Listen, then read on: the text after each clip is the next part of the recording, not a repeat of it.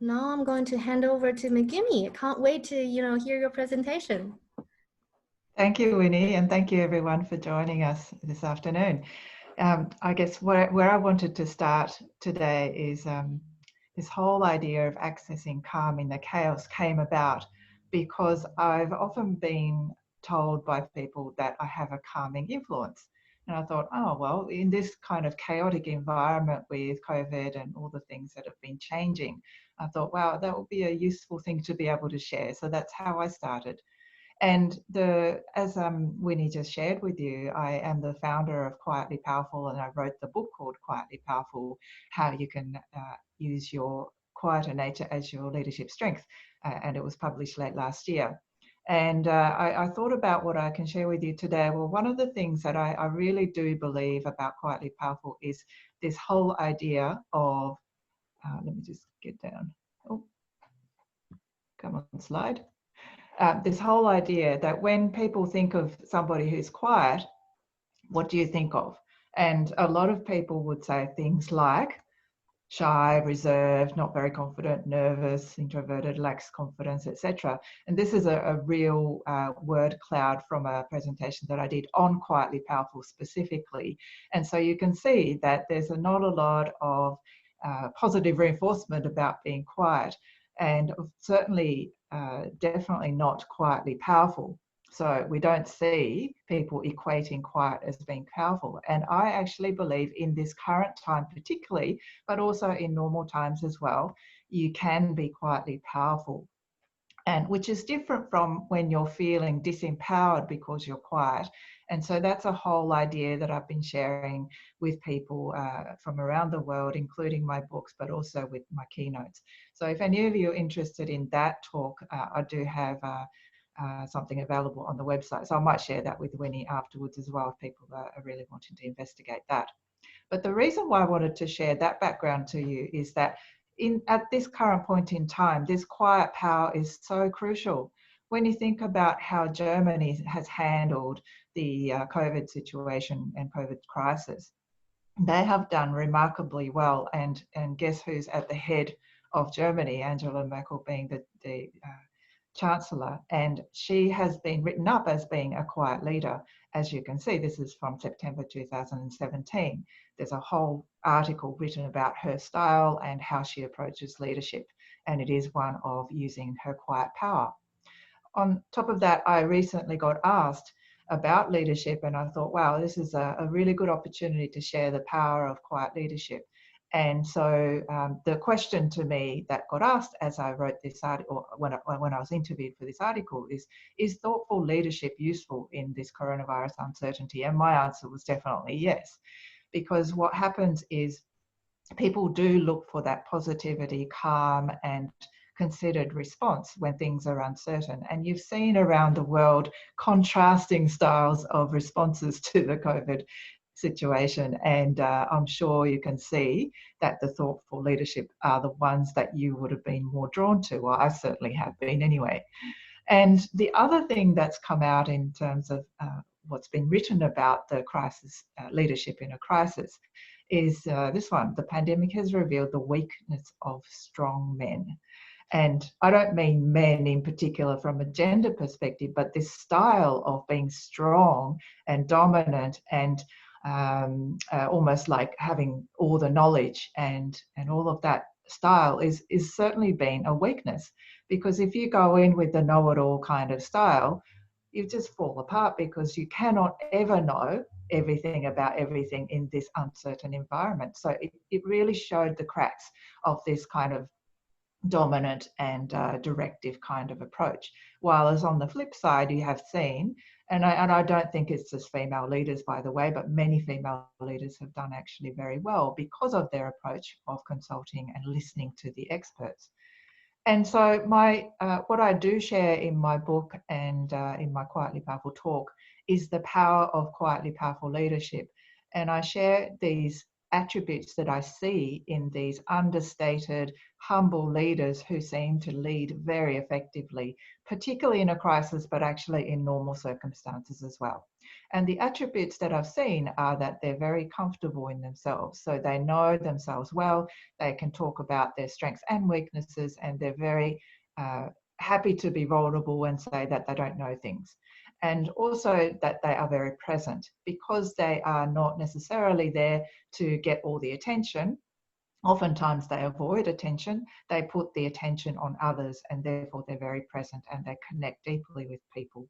And finally, that they're very purposeful. So because they don't want the attention, they focus on the work, they focus on the purpose. So I can go into much more detail about these, but today is less about quietly powerful leadership. It's about one aspect of quietly powerful leadership, which is the ability to access calm. Because there are quite superpowers that these quietly powerful leaders have. And as you can see, one of them is this calm presence. And what's interesting is, as I've been interviewing some quietly powerful leaders, and also I think of myself, sometimes it's not necessarily that we're calm on the inside, but we have that calming presence. And part of it for me is to do with having a Japanese face. That helps because I don't necessarily show a lot on the outside. But also I have certainly learned over many decades how to access that calm state as well. So it's on the inside and the outside. But being a quieter person can help to have even though sometimes it's not necessarily on the inside, you can have that calming presence. So if you want to look at it more, there's a whole lot of things that I do in the quietly powerful side of things, but I won't go into great detail today. So the weekly calming chaos sessions are what Winnie was talking about. And I started this on the 20th of March, if you recall, in Australia. That's when some of the shutdowns started to happen, and all these news were coming out on a 24-hourly basis, and it was absolutely chaotic. And I'm sure some of you will still remember that time where you were on the news, you were watching the news every day and looking at, so what's shut down today and what's allowed today, what's not allowed today. So it was a chaotic time, and I started in March, and I just invited people to come along to talk about, well, how can we be resourceful by being calm at this time? And a whole bunch of people from around the world joined me in this session, and I thought, okay, so that must be useful then. So I've continued since then. But I'd like to do a quick, it's not a poll, it's actually using Mentimeter, if any of you are familiar with that. I'd like to ask you, what kind of feelings have you felt over the last few months? That would be amazing. So if you could get a device of some sort, if you have a phone handy that works, go to your browser and go to menti.com. It's very easy. You just go to menti.com and enter a code. So let me go to the other page so you can see the code. All right, so in theory, you should be able to see the code, but if you can't, I'll read it out for you. It's 463707. 463707. So I'd love for you to just jot down some of the key feelings that you have felt in the last few months as some of this chaotic time has started. So if you could just jot them down and submit, they should start to show up on the screen. Yeah, so a number of you with fear, so that's why the word is a bit bigger, fear and anxiety. Overwhelmed. I would agree with overwhelmed for sure, especially in those early days when the news were coming out every day. It was like, oh my God, how much can I contain in my head? Oh, amazing. So a few of you have calm in there too. I just saw the word, which is great. So you have been able to access calm. Uncertainty, yeah, feeling like uncertain, not sure what to do, what to say, how to respond to the situation. Worried, stressed. A number of you have. So overwhelmed seems overwhelmingly the large number of people. That's really interesting. Frustrated as well. Yeah. So some of you may have been frustrated about a whole number of things, you know, whether it's about the shutdowns or whether it's about how people are responding to the shutdowns, because some people are taking it seriously, some people aren't. So there's a whole different reaction that we can have. Thank you. Wow, a lot of people have responded. Thank you so much for that. I'll keep moving, but it seems like overwhelmed, anxious, and frustrated and uncertain and worried are some key words in there. All right, so I'll come back to the slides here. So the interesting thing about these feelings is that chaos and uncertainty does trigger that fight, flight, freeze response. So it's very, very normal. So please do not feel bad that you felt anxious or worried or all of those things, because it's just a natural response that we have. And some of us, because of those emotions, can respond in different ways. So many of you would remember, because many of you from Australia, you would remember the time when there was the toilet paper hoarding. And I saw in the news about people fighting over toilet paper, and I thought, oh my God, that is so scary. I don't want to go to the supermarket. So those people who are fighting for toilet paper, they were fighting for survival, and they went into the fight response. My response was a flight response, because I saw that and I thought, I don't want to be a part of that. So I didn't go to the supermarket for at least 2 weeks at that time.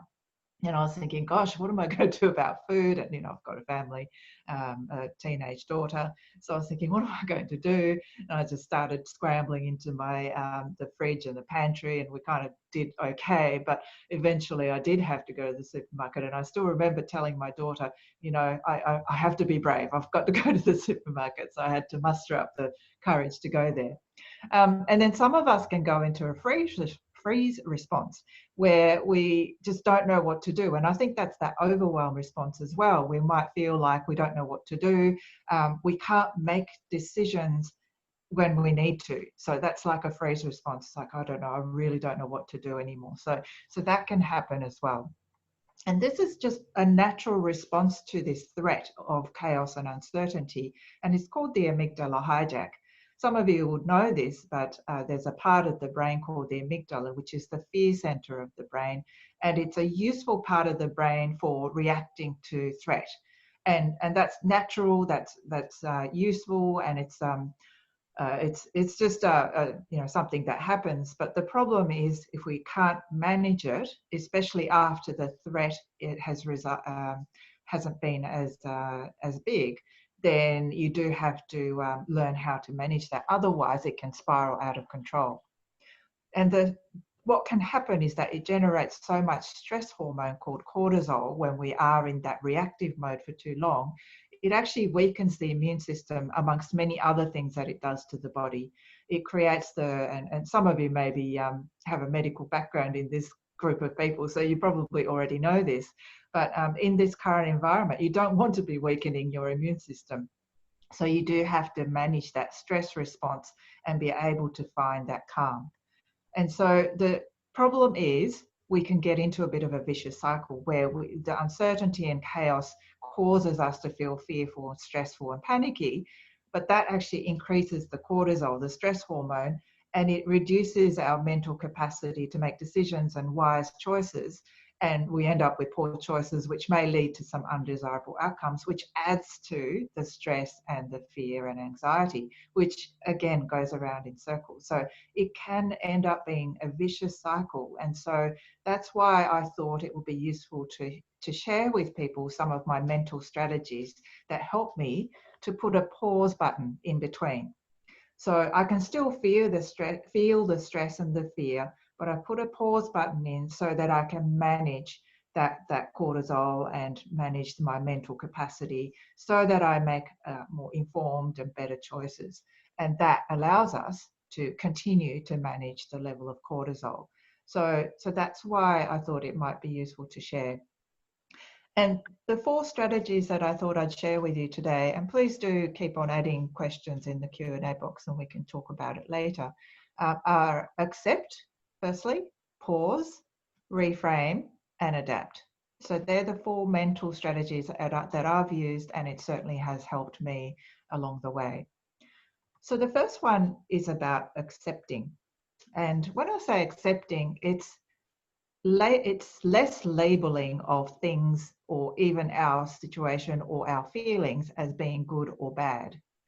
It's less of the judging of what is currently happening or even how we're feeling. Like I said earlier, you know, if you felt anxious and fearful and so on, don't make that a bad thing. It's a natural process. It just is. It's neither good nor bad. And it's a great story that I can share with you that illustrates this. So let me read this story because I haven't, I don't remember all the details, but it's a really useful story. So there's a story of a farmer who used an old horse to till his fields. One day, the horse escaped into the hills. When the farmer's neighbours sympathised with the old man over his bad luck, the farmer just replied, "Bad luck, good luck, who knows?" A week later, the horse returned with a herd of horses from the hills.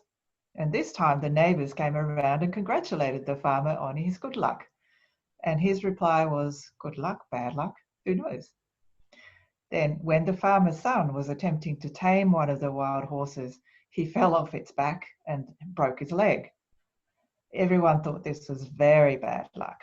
And so the farmer's reaction was still, "Bad luck, good luck, who knows?" Some weeks later, the army marched into the village and conscripted every able-bodied youth they found there. And when they saw the farmer's son with his broken leg, they left him off. So was that good luck or bad luck? Who knows? So I think that's a great story about not judging what's good or bad, positive or negative too quickly, and just accepting it just is. And so whatever situation we end up in this coronavirus or whatever else that goes on in the world, if we can be accepting just as is, that helps us to manage our internal state better.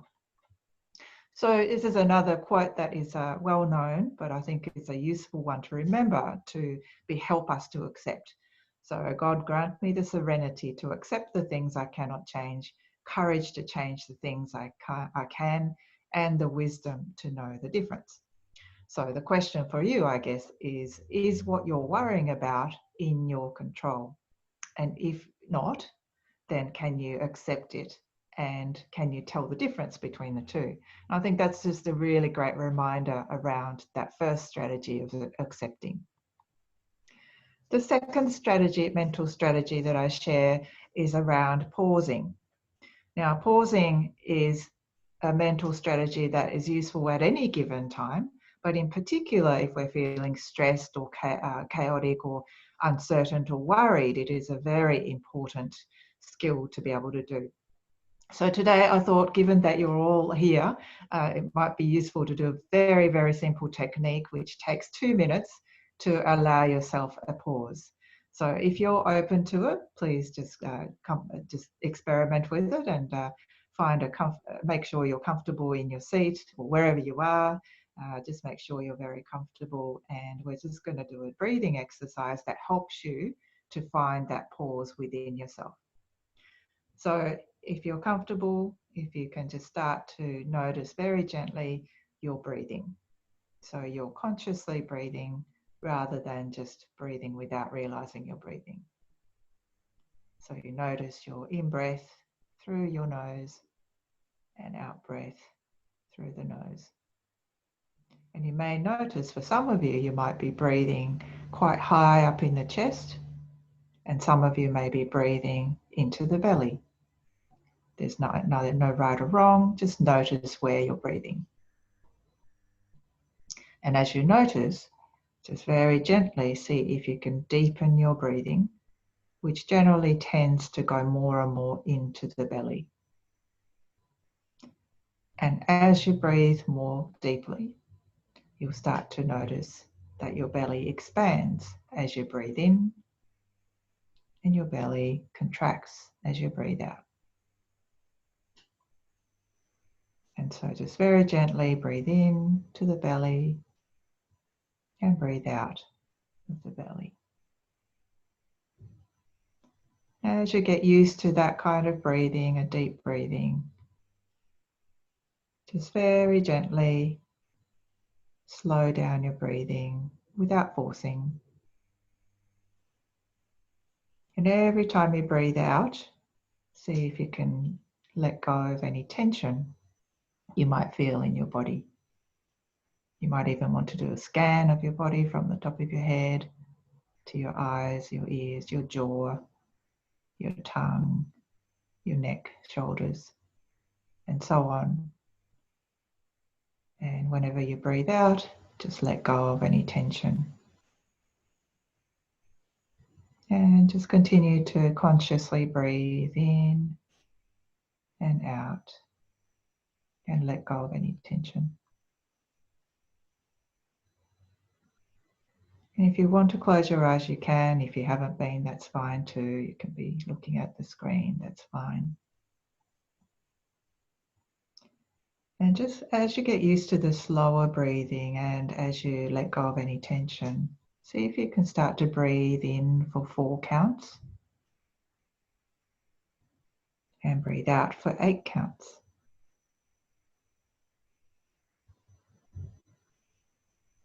Breathe in for 4 counts and breathe out for 8 counts.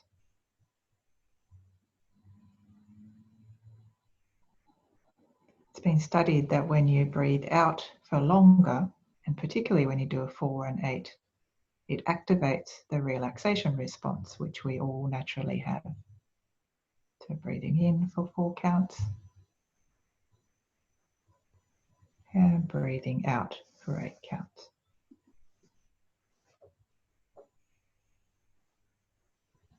Okay, you can continue to do that for a little while, but I guess we do still have the rest of the presentation. So if you want to gently open your eyes, take a few deep breaths and come back to the screen and continue our conversation. I'm sure some of you didn't want to come back, but that's okay. You can do that after the presentation as well. So a very simple technique, as you can see. It only takes 2 minutes. You can do that anytime. I know that some people have their iWatches and things that reminds them to do that kind of conscious or deep breathing. But even if you don't have that, once in a while during your day, allowing yourself to pause like that can absolutely calm you. And also it can train your mind and train yourself to access that calm more easily. And so meditation is a longer form of that, if you like. And I meditate every day because I know that by meditating every day, it's training my mind to access that calm much more easily. So if some of you are interested in going into meditation, then I highly encourage you to do so, particularly at this time when things are a bit more stressful. Okay, so that's strategy number 2, which is pause.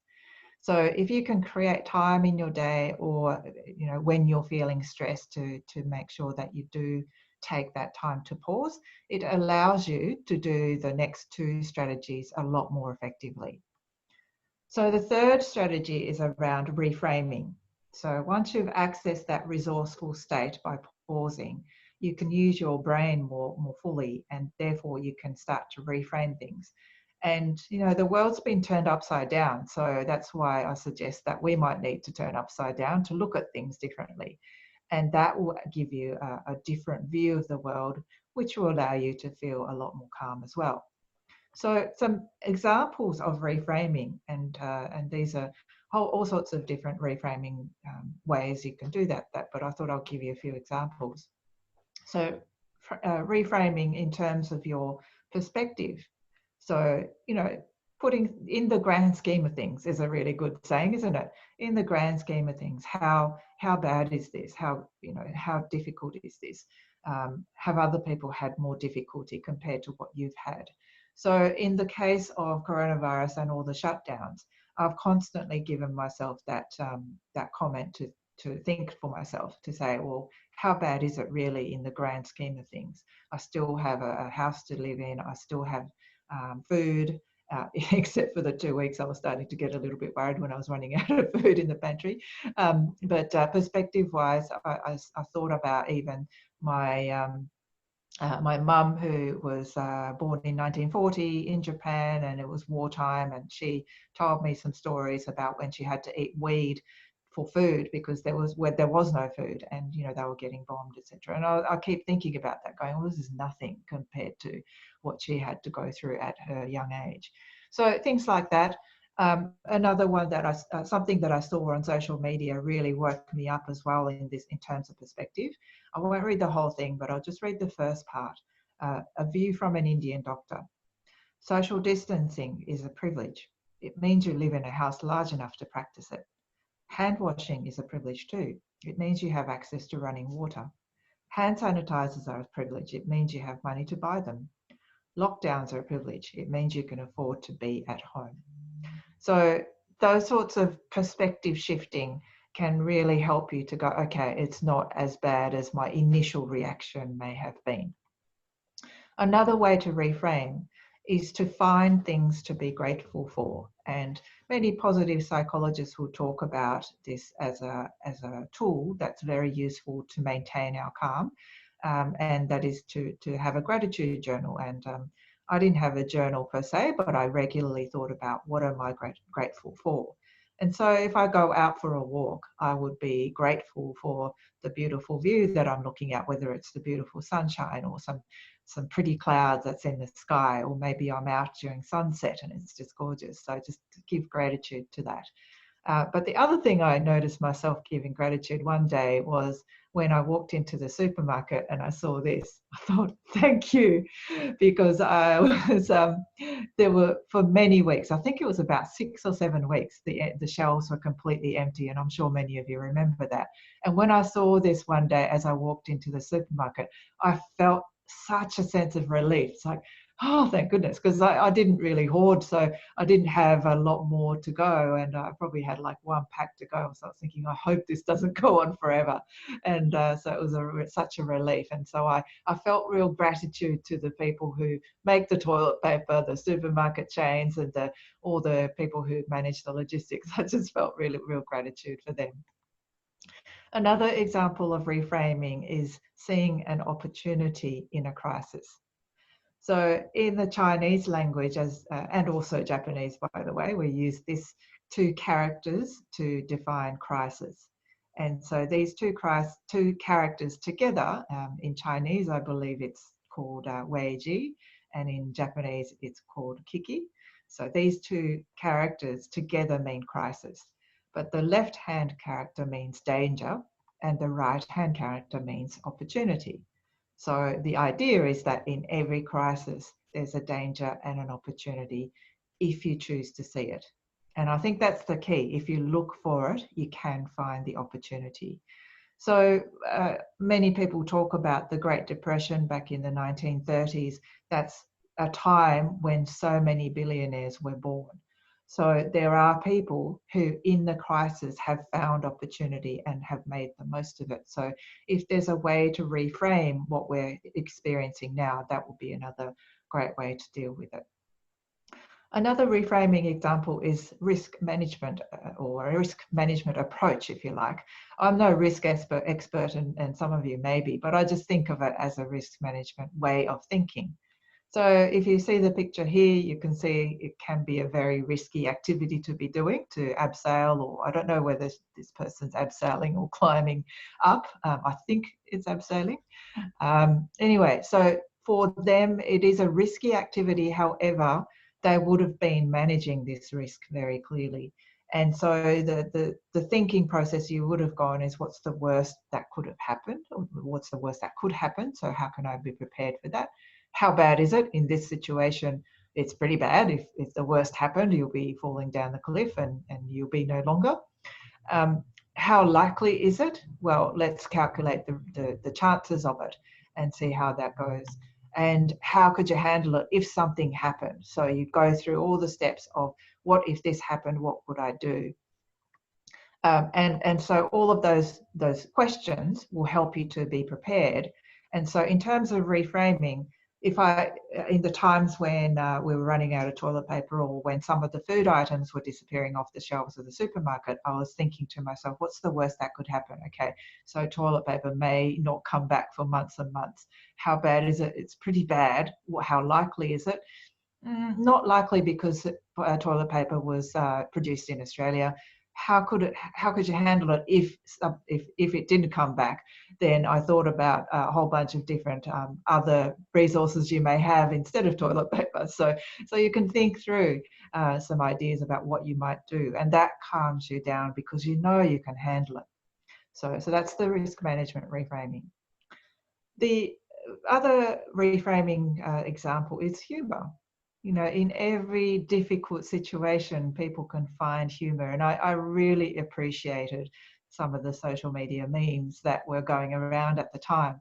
Some of my favorites were like this one, commuting in coronavirus times.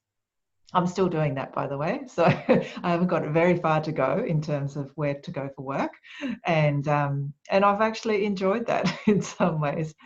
And the other one is this one when we were told, "Do not touch your hands. Make sure you wash your hands." And so many people went off and got pets, and so I just thought it was very funny to see that. So I think humour allows us to lighten up, but then also remind ourselves it's not that bad, and that calms us down as well. So they're the reframing strategies. And the fourth strategy that I would like to share with you is adapting. And to me, this whole uncertain and changing environment, it is very much the survival of the most adaptable. And if you can access that ability to pause and be resourceful and be able to think through things and use that reframing technique of seeing things from a different angle, then you can find ways to adapt. So here are some questions for you in terms of adapting. What are you hanging on to from before that you may need to let go of? There's an author called Barry O'Reilly who talks about unlearning.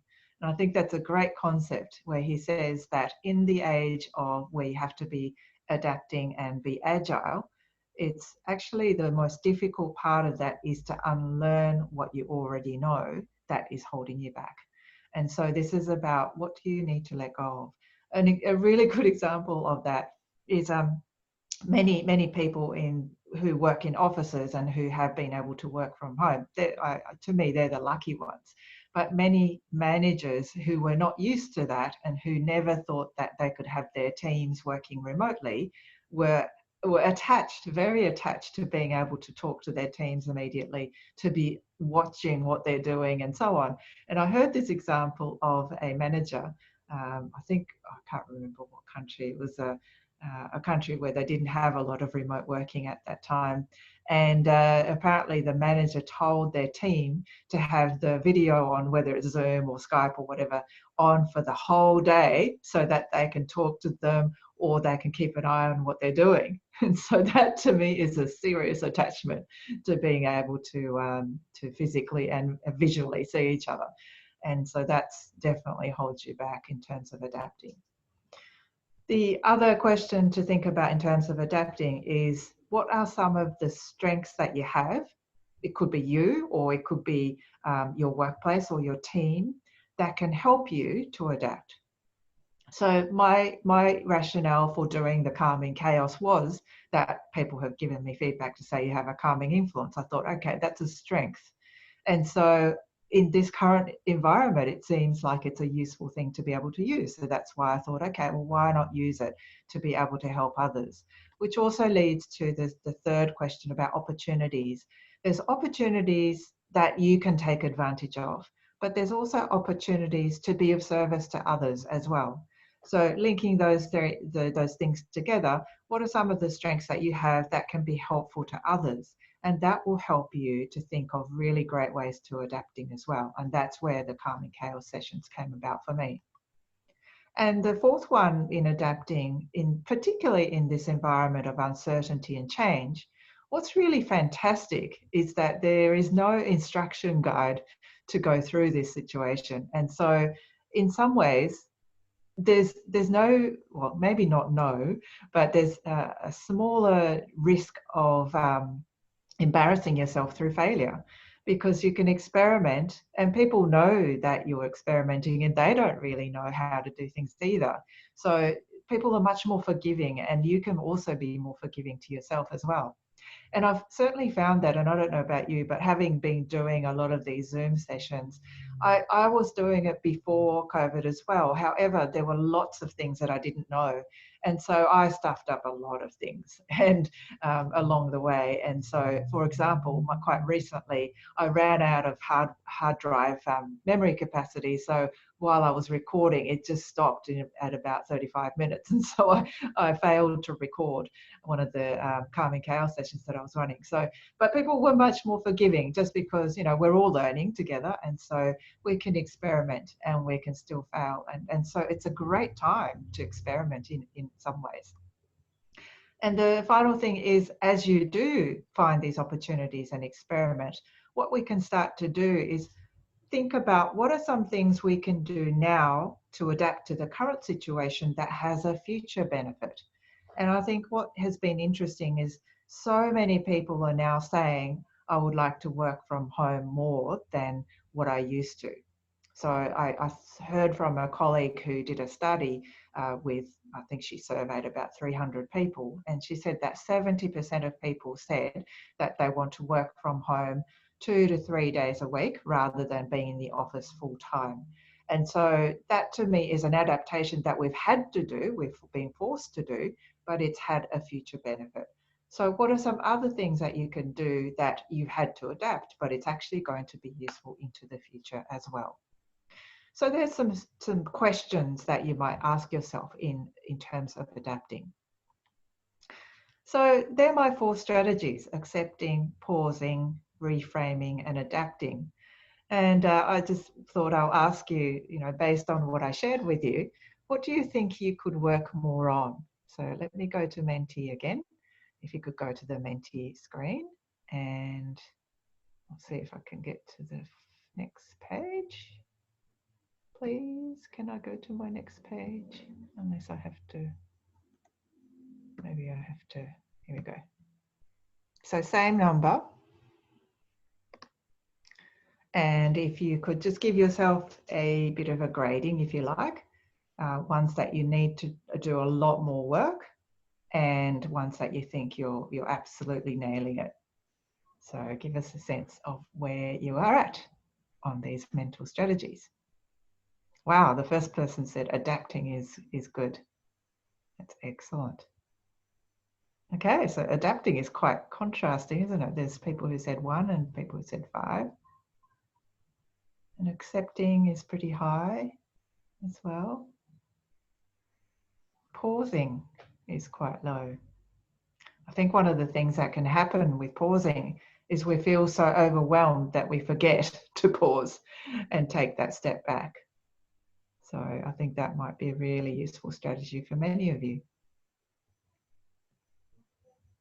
Wow, interesting. So the reason why I think it's interesting is that I've been, as I said, I've been running these weekly calming chaos sessions, and this pattern of the higher rating for accepting and adapting and lower rating for pause and reframe has been consistent. So that's interesting to me, and I wonder whether it's this overwhelm and busy lives that we run, we just don't give ourselves that time to pause. And because we don't pause enough, we don't reframe and think things through differently enough. So just food for thought for all of you is, are you giving yourself that space to pause? Because if you don't, one, it's very hard to access calm at that time. But if you're not regularly allowing yourself time to pause, then you're not training yourself to access that calm either. So thank you for sharing. So let me go back to the slides. So the reason why I think calm is also so important is this quote that I found from Thich Nhat Hanh, who said, someone asked me, are you worried about the state of the world? And he said, what is most important is not to allow your anxiety about what happens in the world to fill your heart. If your heart is filled with anxiety, you will get sick. As I mentioned before, the immune system goes down and you will not be able to help. And so for me, one of the reasons why I really work hard on accessing inner calm is so that I can be of service to others as well. It's just the same as getting the oxygen mask. Put the oxygen mask on yourself first before you try and help others. So if we're not finding our calm, we're not able to share that calm or help others. So to me, that is one example of being quietly powerful, as opposed to being quietly disempowered, which can happen where we go into that freeze mode where we've shut down, or even flight mode. We shut down, we don't do anything, and we feel disempowered and we can't be of service to others either. So if any of you are interested, I am running these weekly Calming Chaos sessions. What I have been doing is I do this breathing exercise each time, just a short activity to get ourselves in a resourceful state. So that's giving ourselves permission each week to access that calm, even for a short time. And that then I've been inviting all sorts of different people as my guest, and I've been running it like this on a virtual platform, and asking them to share their insights about different ways to remain calm, but also their expertise. So I've had people talk about gratitude, optimism, about relaxation responses and meditation, the science and the practicalities. I've had people talk about agile and how you can adapt and unlearn as well. I've had people talk about job hunting in this current environment, which is really tricky. So I've had a whole different type of groups of people come along. Some very practical, some very more sort of philosophical, and it's been a great mix. And I've learnt a lot along the way. So if you want to look it up, it is on my website, megumimiki.com/calmingchaos. And you'll see all the recordings there as well. I've done 13 sessions so far. And also session 14 is coming up in early July. And I've got a productivity expert coming along then too. And the final thing I thought I'd share with you is more on the quietly powerful side of things. Something that I have noticed as a quieter professional is some of the challenges of being heard in a virtual meeting. And so I thought it would be useful for me to share some of the tips. And so I put together a video and a tip sheet. So if any of you are interested in that, you can email me, or you can just put it in the chat box, I think, if it's easier, with your name and your email. Either way, I don't mind. So if you wanted to let me know that you like that tool, then happy to share that with you also. If you look me up on LinkedIn, I think I posted it on LinkedIn as well. I just wanted to share because it's such an immediate thing right now that people are struggling with. So thank you everyone for being patient and me going back and forth between screens and things, but hopefully there was some interesting things in there, and please do get in touch with me if you would like to get more information about any of the things that I said. Thank you so Thanks, Winnie. much. Thank you, Megumi, for explaining to us, what the current situation means and how we are able to support ourselves during this time. Hopefully, life goes back to some sort of normalcy in the following month. Everyone, if you want to ask a question, there is a Q&A box there, or you can, type in your answer in the chat box. I'll make sure I check both. Let's see. I think we're getting a lot of a lot of love from the chat box, which is fantastic, and we've received some questions. I see this is being recorded. Will recording be available to us? Yes. So the record will be uploaded to the YouTube channel, the Golden Key YouTube channel afterwards. It will take us 2 or 3 weeks to do so. All right.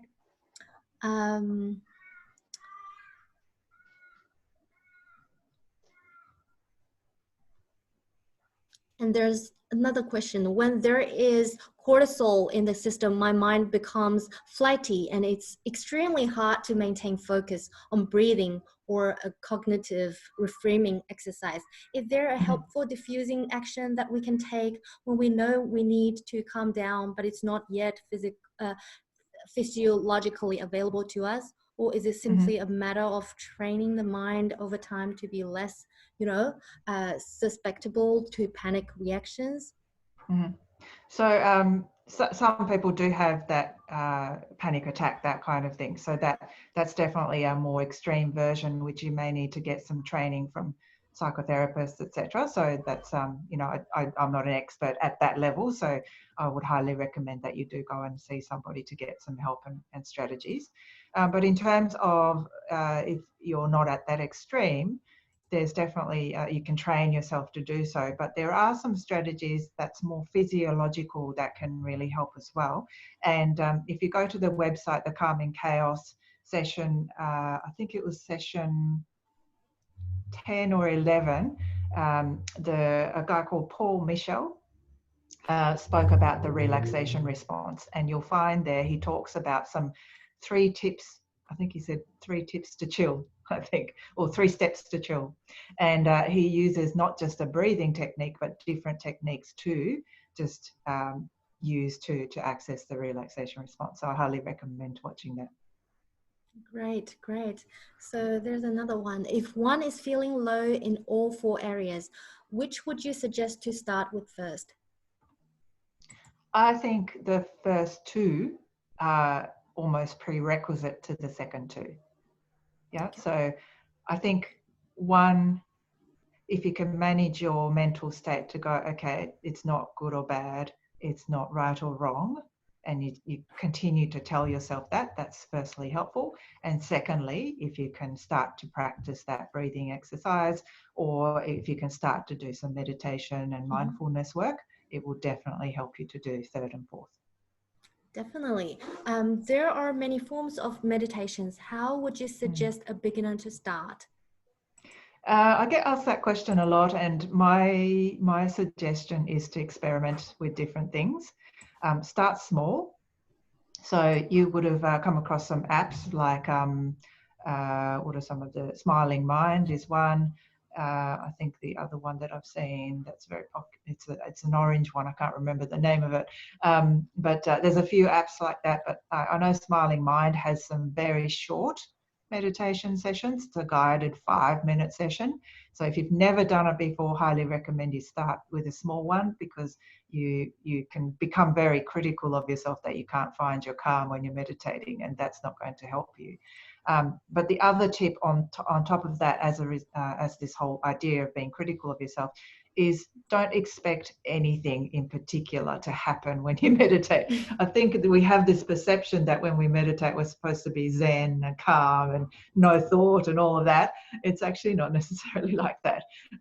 It's just a tool to train your mind. And so it really, there will be times, and I know I still have them, many times where I'll be meditating and there'll be lots of thoughts.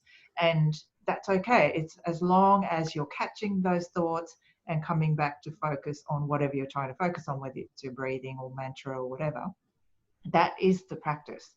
And so if you believe that it's going to be all zen and calm, then yeah, that will stress you out even more. That's great.